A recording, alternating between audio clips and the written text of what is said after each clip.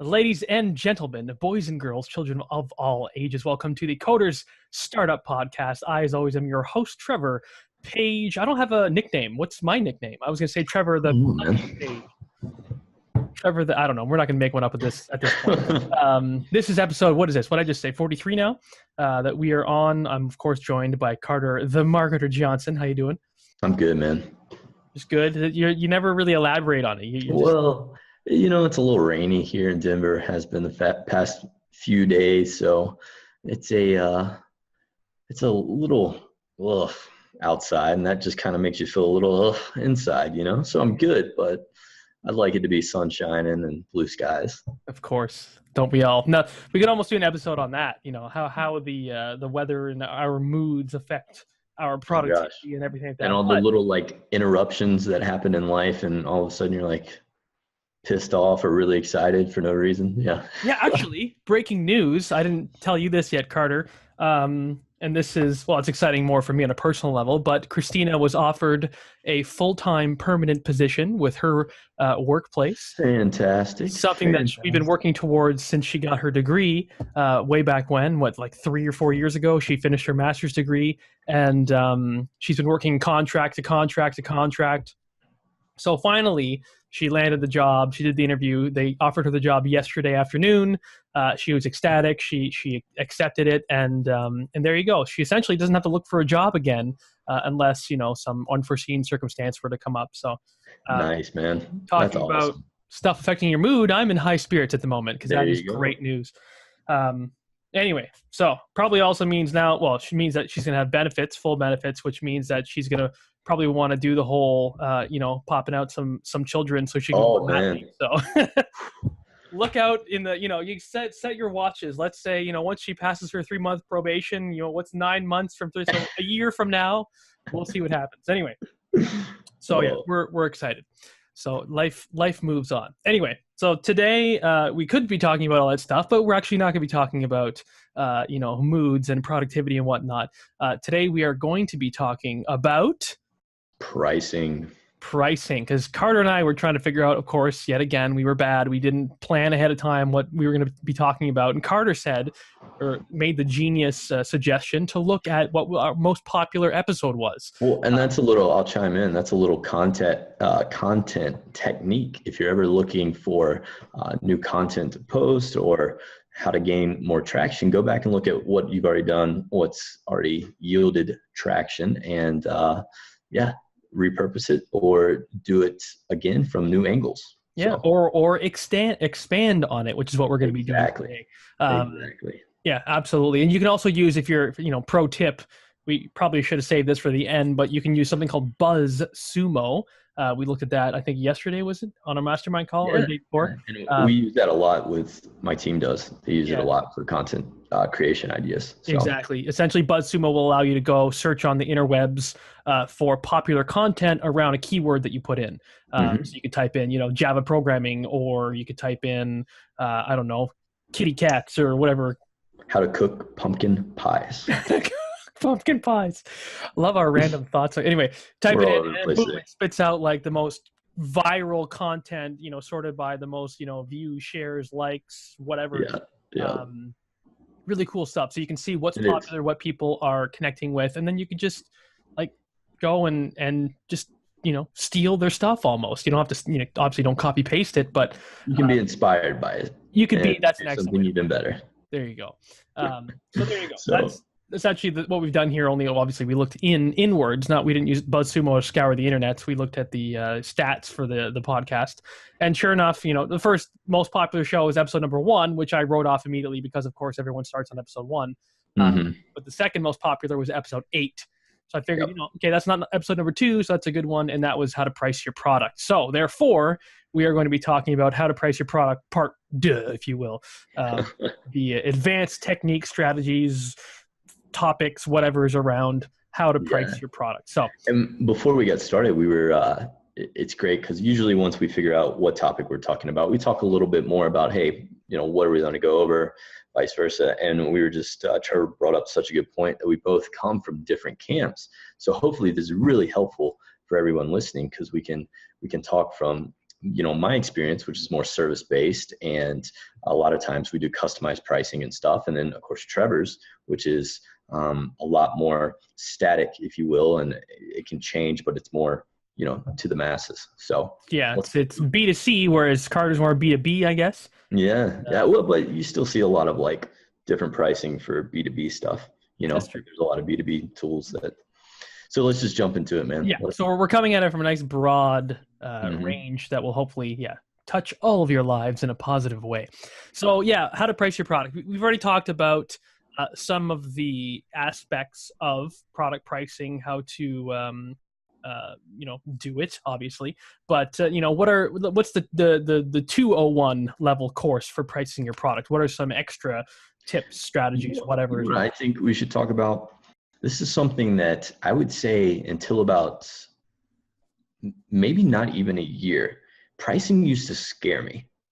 Like I used to be afraid to price things at certain levels because I was worried, what will people think? How will the market react? How will somebody, who we're potentially going to do business with, how will they react? And I guess it was just after a certain level of business confidence, after you have so much work and stuff, you start realizing, hey, this is what it is. This is what my product, my service, my time, whatever is valued at. And it's okay to charge what it's actually worth, what you think it's worth. So we could talk. Do you have anything did you ever experience that? Am I just weird? Oh no, I definitely experienced that. I mean, I started out, here's a tip about what not to do. So I was starting up a training program around teaching people how to program with the Java programming language.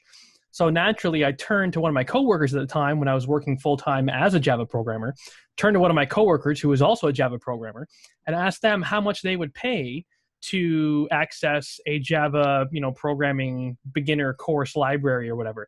And I asked them to put themselves in the mind of someone who's a beginner. I thought that would be a great idea. His answer was $5 a month. And now I've sold my product at $1,000, not per month, but $1,000 total. And that would be a lot of months of payment, which I guarantee no one would ever stay for that long paying $5 a month until I get $1,000 back from them.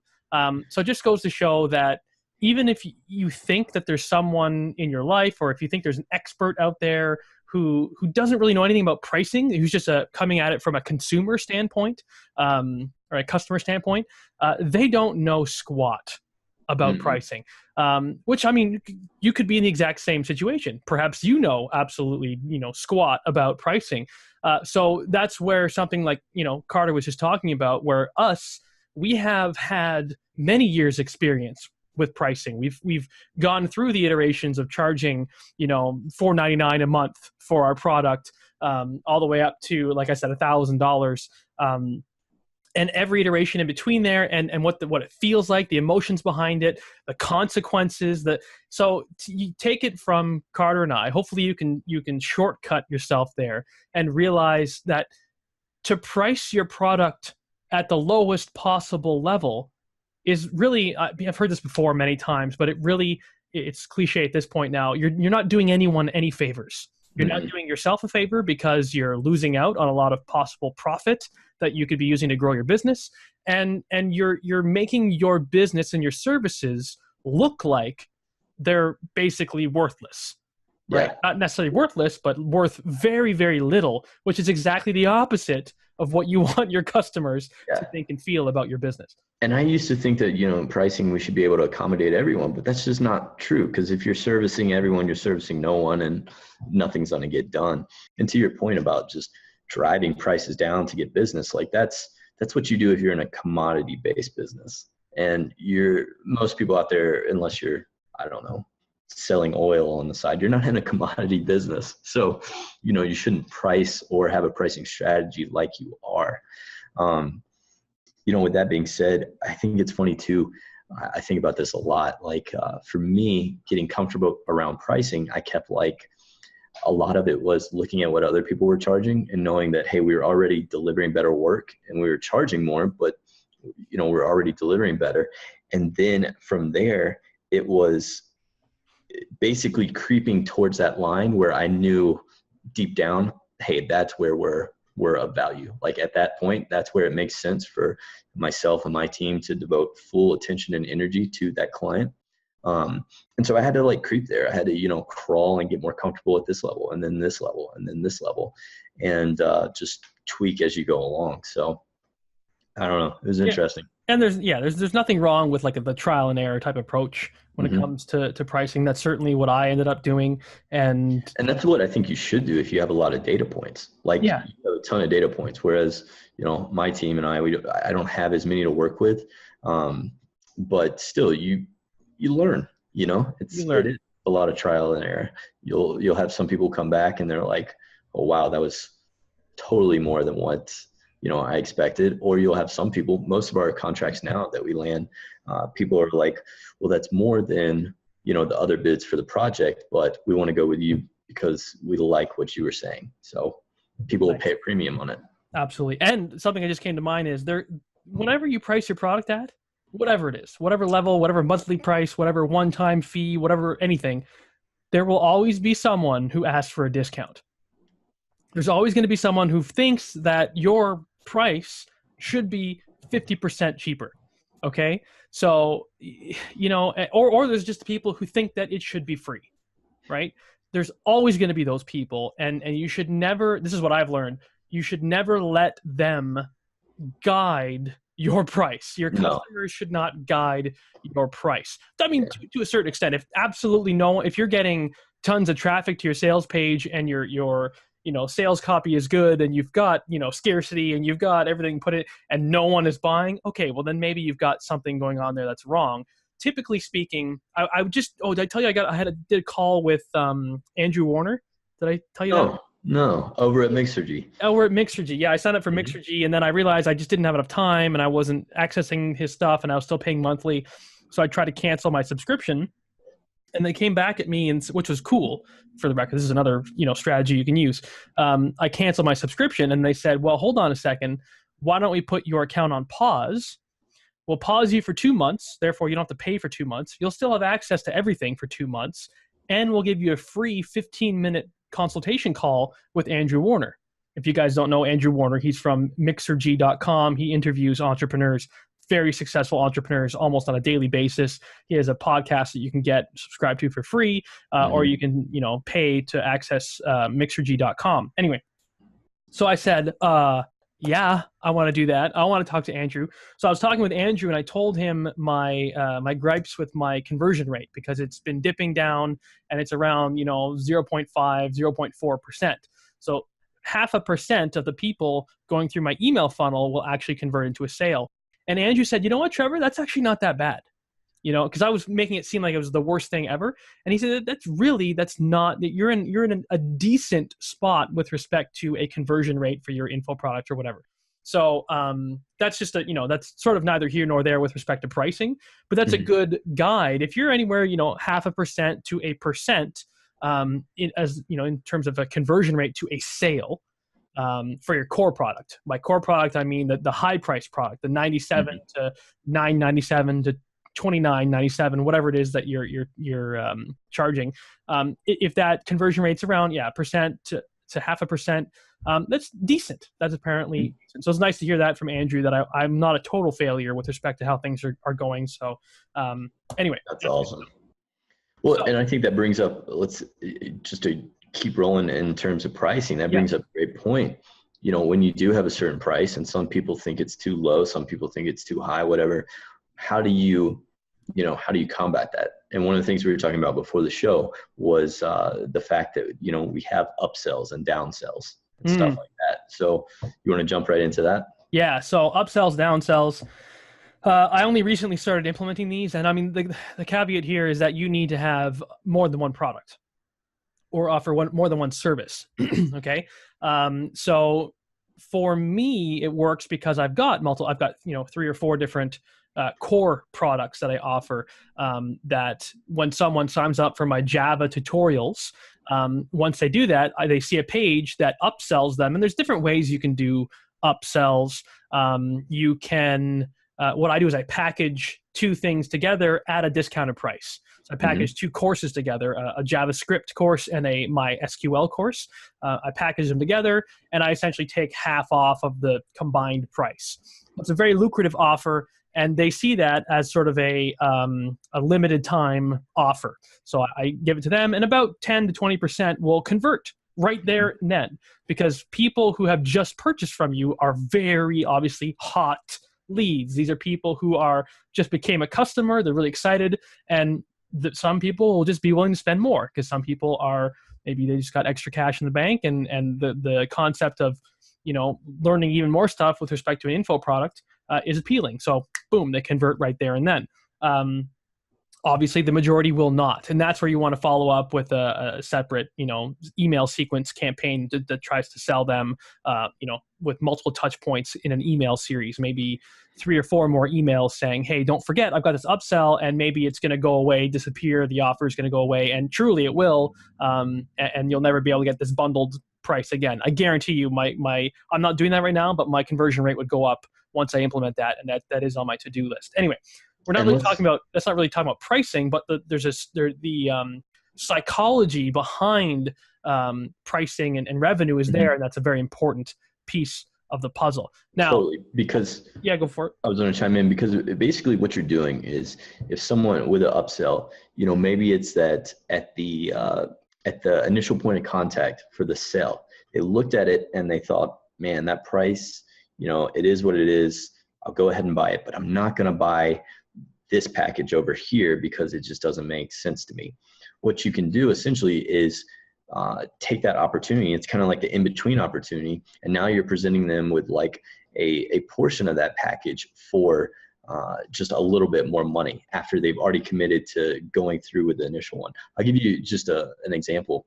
I was trying to think when you were talking, when's the last time that someone has sold me an upsell?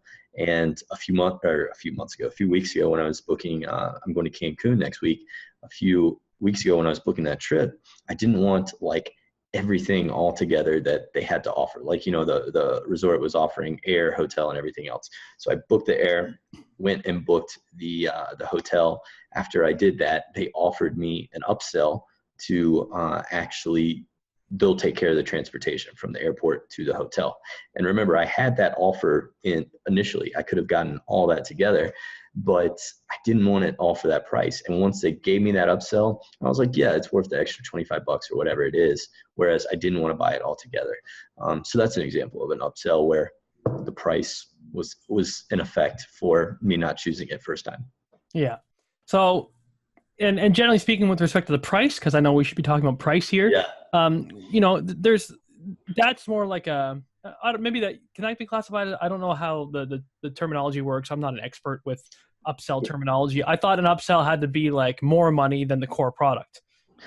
Or is that an add-on sale that you just did? That would be more of an add-on sale actually that I gave an example of. Yeah. So for my example, I charge, you know, whatever it was, like $197 for $197 for the course, and then my upsell is like $397. And you get the 2 courses versus. Correct. Is that what you're saying? So they'll buy the $200 core product, and then I give them the option to buy a $400 upsell. So it's twice the price. So let me ask you this, with your upsells, do you already, so yours is like, hey, they've already chose to do this one, and then you present it, but wait, if you were to spend this amount, you're going to get what you just picked out and this? Is that what you're saying? No, it's separate. So they pay $600 in total. Oh, okay. That's interesting. So they pay $200 first, and then I say, hey, let me see how much more money I can, and I upsell them to an even more expensive thing, which is an additional $397. And about 10% convert. So very, very lucrative in terms of just extra revenue that comes in, and no real work on my part because everything's automatically delivered to them. They get their user accounts and everything and whatnot, and it's just all automated. So it's just extra money in the bank that I would not get if I hadn't made that offer. Gotcha. So do you utilize downsells? So then the other approach, or the other contingency, there we go, is that you can have a downsell.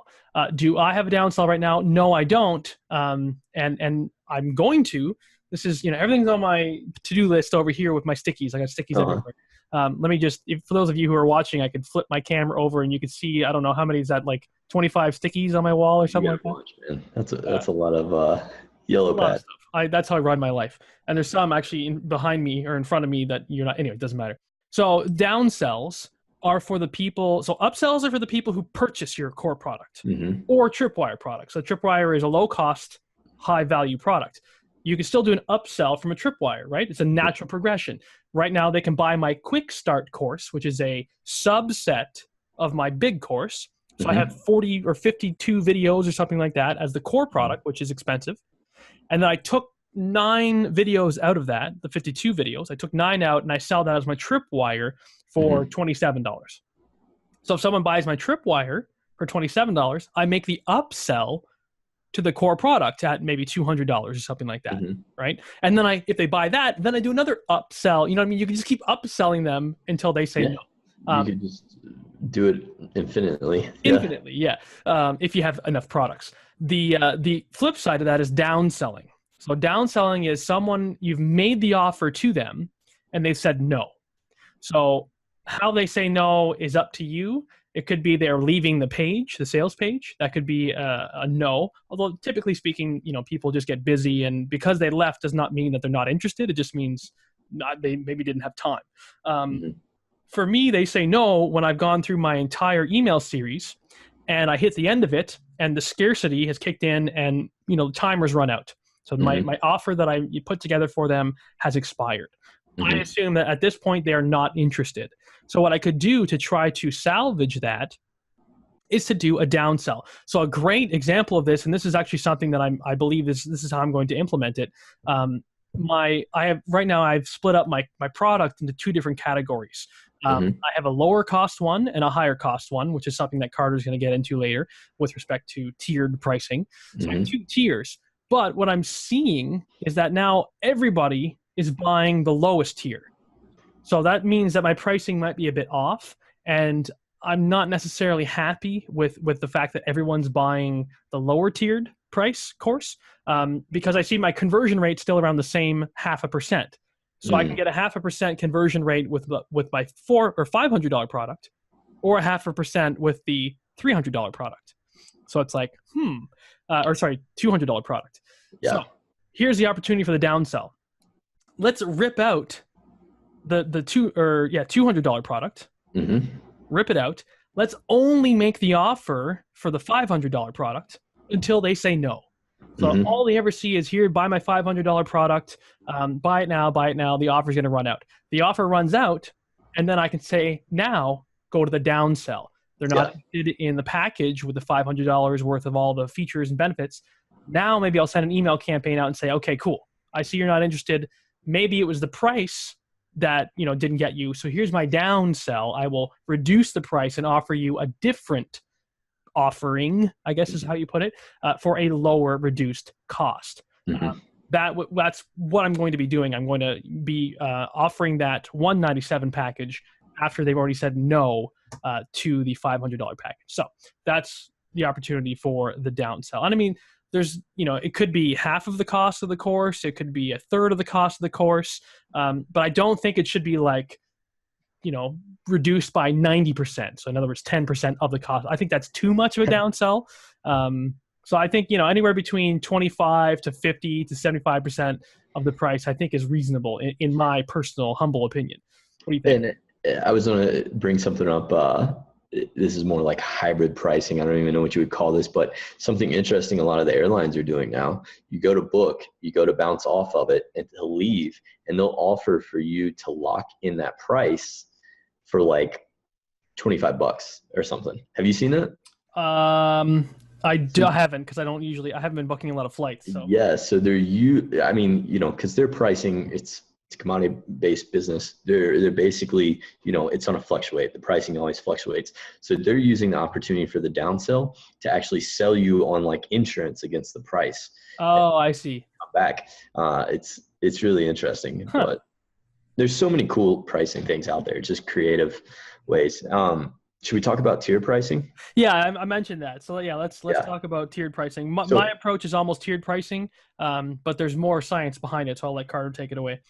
and I do, primarily tier pricing for our clients because a lot of times how the process works, we're working more one-on-one with the client, figuring out, what their goals are, where they are currently, what that road looks like, what's going to have to be done, and then presenting them with a variety of solutions, how we can go about doing this.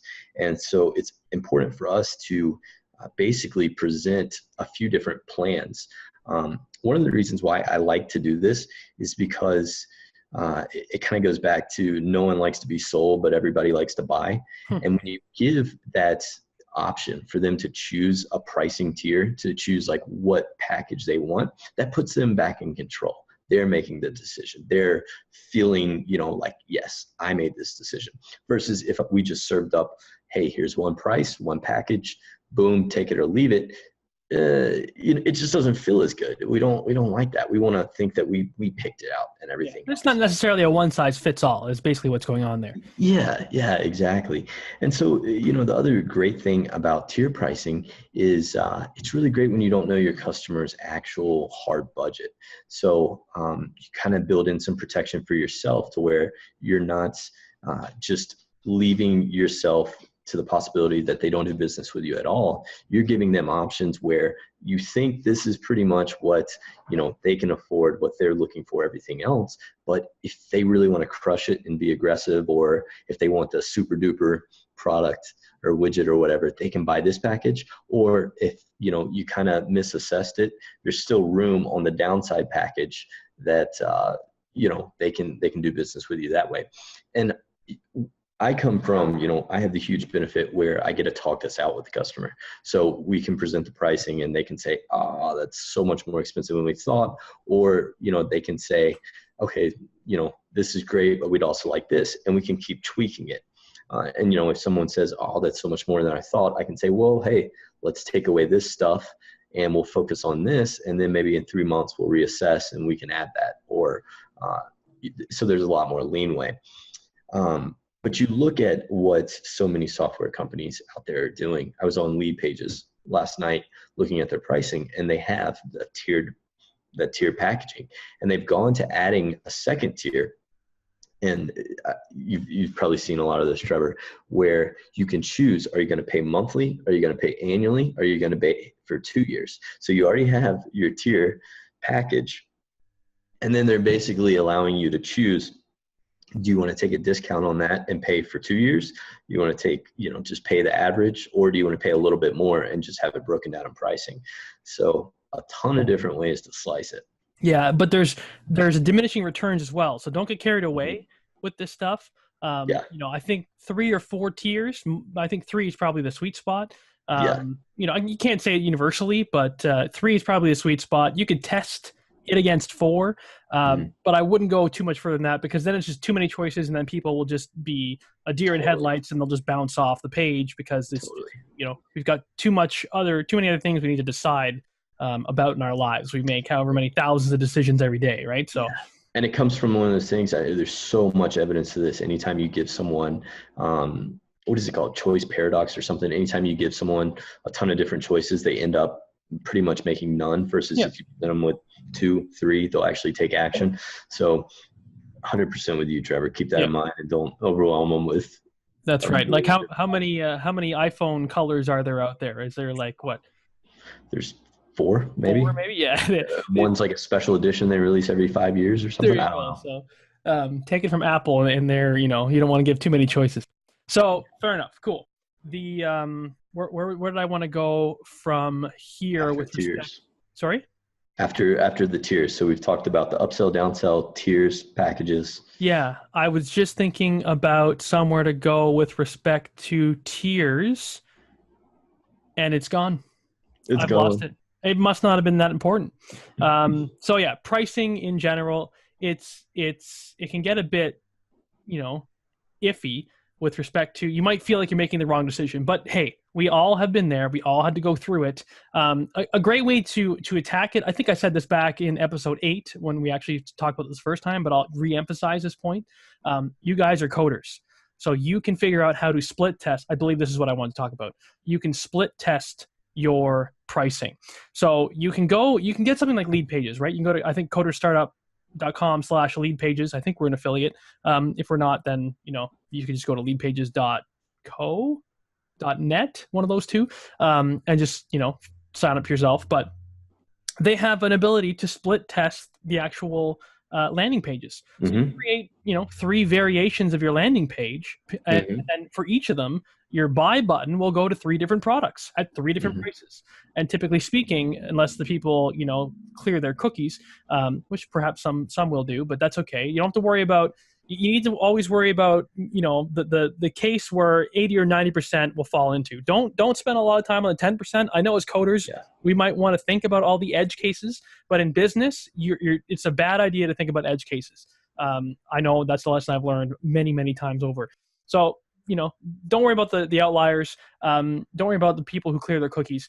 You can create these 3 different pages with 3 different pricing options. You can track the traffic to them. You can track the conversion rates of each one, and then you do the math yourself. After you've run it with, 3 or 4 weeks worth of data. I think I did it for 3 months because I was really interested in the pricing. So you can you can do as long as you like.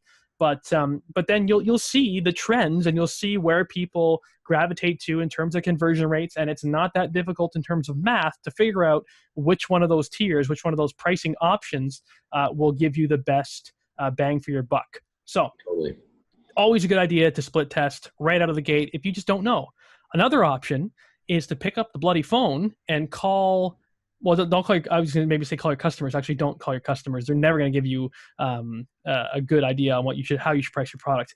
Call, what is it, clarity.fm? Is that where you can go to book phone calls? Clarity, you can get a ton of different advice on there. Yeah, so just pick up the phone, call people from clarity.fm. There's probably plenty of people who, mark themselves as pricing experts. You can talk to them for, $10 a minute or $5 a minute, not or even $1 a minute. Yeah, you can get a lot of great stuff for $1 or $2 a minute. So $2 a minute. You can tell them about your product, the value that it brings to your customers, and so on and so forth. And then they'll just probably tell you what the pricing strategy you should adopt. Even if you talk to them for an hour and spend, just over $100, boom, problem solved. That you can get an expert to get in there, and it's totally worth the money just to do that. So if you're just completely lost and you need the help, pick up the bloody phone and make it happen. Don't get stuck in the details and spin your own wheels and waste time. It's not worth wasting your time overpricing your bloody product. Take it from us. So cool. Does that sound like a good episode? I think that sounds great. You got we did an app of the week. You've been reading a lot lately. You got any great books you want to recommend? I've been reading a lot. I am, I'm still stuck on the one we got last week. Okay. The Ask. Oh, by the way, I said it was by Ryan Levesque, and he actually has it on his book, how to pronounce his name. You don't pronounce the S. It's just Ryan Levesque, even though there's an S in it. You don't pronounce it. It's a silent S, apparently, in the middle of his name. So that's actually, I'm really loving that book because I got a lot of great results. I can talk a little bit more about further chapters now that I'm further along in the book. So you send out a survey. Deep dive survey is what it's called. You ask the one single most important question, which is, what's the one biggest thing that you're struggling with right now with respect to your market, programming, business, whatever, cats, potty training. What's your one biggest challenge in that thing? And they'll give you their responses. My responses have been great. You can figure out, use a multiple to figure out the score for these people and order them in terms of their responsiveness. So you pick up the hyper responsive people, and then you can follow up with those people, call them, talk to them, get their language, and so on and so forth. Now, with all of that stuff that you get from the results, and with all the categories that you figure out in terms of what they are struggling with, you can create products. But what you can do is you can target your marketing message to the segments that you identify. Generally, it's anywhere from 1 to 4 different marketing segments that you can identify. And let me do this live right now for you guys. Pull up my Excel worksheet. where I identified the two main buckets for people. So this is what I did for my final result from the data that I analyzed from all these people. I essentially have two segments that I'm selling to. The first one I was well aware of. If I were to put myself in the shoes of this particular segment, this particular customer's shoes, they would say, I'm a beginner to programming who wants to start a career as a programmer.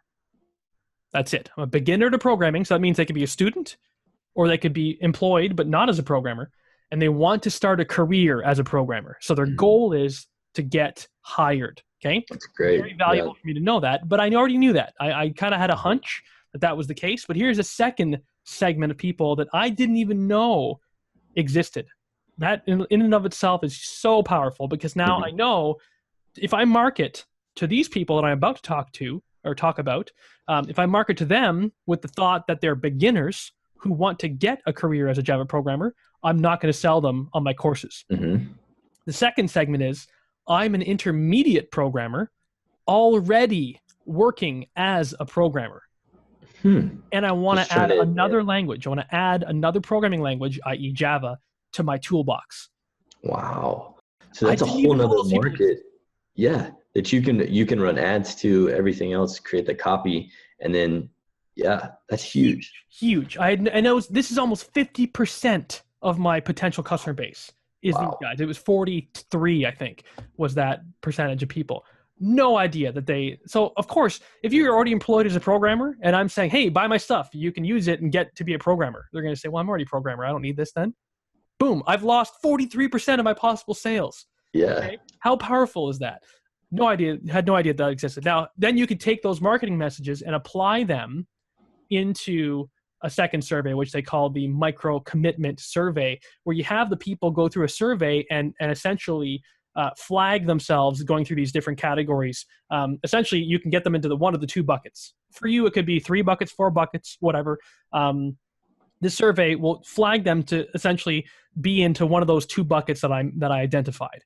And once I know one of those 2 buckets that they just identified, I can tag them as that in my email provider. So my Infusionsoft, my MailChimp, my Aweber, my whatever. I can tag them with that, and then I can send them different emails and send them to a different landing page, sales page, with respect to what they have, told me about themselves. Hugely, hugely useful with a marketing message. So that book, again, Ask. I think it is definitely well worth the read. Ryan Levesque, it was like, you can go to his website and get it directly on his website for, I think it was like $5 plus $2 shipping or something like that. So that's $7 fantastic. Delivered. It was just ridiculous. So excellent resource. I've already got a ton of value from it, and I can't recommend that one enough. So I will re-recommend it this week. Nice. All right. Now that I've rambled on and on, do you have anything to say before we call it quits on this episode? No, I think that's it. I think we did Sweet. So now what I said, number 43. So here you go, coderstartup.com/43. You can get a link to, I'll put the link to the book that I just mentioned in the show notes, coderstartup.com/43. And of course, as always, check out whatever the marketers have going on. UnitedBusinessLeaders.com. UnitedBusinessLeaders.com. Should have the new site up by now. So beauty. So check it out. We keep talking at the same time. Yeah. All right, cool. We're going to see you guys hopefully, well, for sure next week. And hopefully we have some good stuff that we can drop into your laps with respect to knowledge bombs next week. So join us then. And we look forward to seeing you there. So take care of yourselves. Bye for now.